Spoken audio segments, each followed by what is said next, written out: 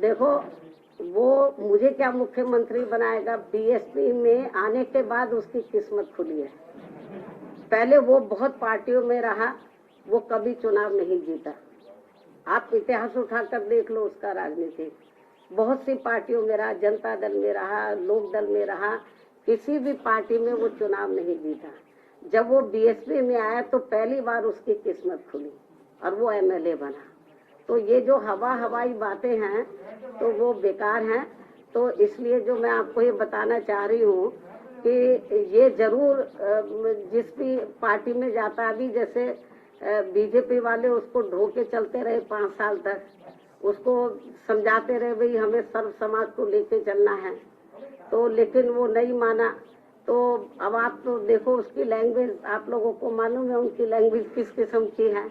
जबकि आप लोगों को, जब हम अम्बेडकरवाद की बात करते हैं तो बाबा साहब डॉक्टर अम्बेडकर की जो सोच है उसको समझना चाहिए। बाबा साहब डॉक्टर अम्बेडकर किसी भी जाति और धर्म के खिलाफ नहीं थे, वो जातिवादी व्यवस्था के खिलाफ थे। इस देश में जो गैर बराबरी वाली सामाजिक व्यवस्था बनी है उसको बदलकर वो समता मूलक समाज व्यवस्था बनाना चाहते थे। और इस व्यवस्था को बनाने के लिए बाबा किनको सामने आना होगा? जो इस व्यवस्था के शिकार हैं।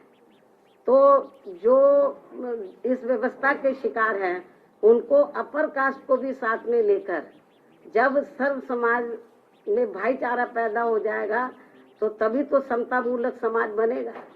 तो बाबा साहब डॉक्टर अम्बेडकर की ये इच्छा थी कि जो इस देश में गैर बराबरी वाली सामाजिक व्यवस्था बनी है उसको बदलकर समता मूलक समाज व्यवस्था बने जिसमें सब लोग बराबर हों। तो उसी आधार पर हमारी पार्टी इस मूवमेंट को लेकर, बीएसपी की मूवमेंट को लेकर चल रही है।